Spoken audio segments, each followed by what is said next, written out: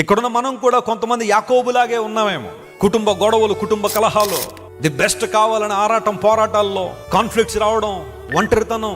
యాకోబుకి అన్నీ ఉన్నాయి, అతనికి లోటంటూ ఏమీ లేదు.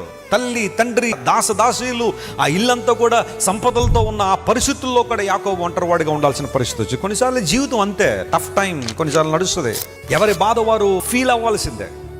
జీవితం కొన్నిసార్లు ఎంత భయానకంగా ఉంటుందంటే మన బాధను మరి ఇంకోళ్ళు ఎవరో పంచుకోలేరు. Sometimes life give is tough time. రాత్రి ఎలా గడుస్తుందన్న భయం కొన్నిసార్లు వచ్చేయచ్చు. అలాంటి పరిస్థితుల్లోనే దేవుని వాగ్దానాలు మనం ఏం చేయాలి చెప్పండి? దేవుడు యాకోబు వాగ్దానం, యాకోబు మంచితనాన్ని బట్టి దేవుడు ఆ పని చేయలేదు, లేదంటే యాకోబు సకల పరిశుద్ధుడిని ఆ పని చేయలేదు. కానీ దేవుడు అనుకున్నాడు గనుక నేను నిన్ను విడువక ఈ వాగ్దానాలు నీ జీవితంలో నెరవేరుస్తాను వాగ్దానం చేశాడు గనుక యాకోబుని దేవుడు బలపరిచి నిలబెట్టాడు. ప్రభునందు ప్రియ దేవుని బిడ్డ, ఈ లోకంలో బహుశా నీతో వాగ్దానాలు చేసిన వాళ్ళు చాలామంది నేను విడిచి వెళ్ళిపోయి ఉండొచ్చు, లేదా కొన్ని కారణాలు బట్టి వారిని దూరం అయిపోయి ఉండొచ్చు. కానీ నీకు దూరం కానివాడు, వాగ్దానాలు మరిచిపోని వాడు ఎవరైనా ఉన్నారంటే అది కేవలం నీ ప్రభువు మాత్రమే. హల్లెలూయా.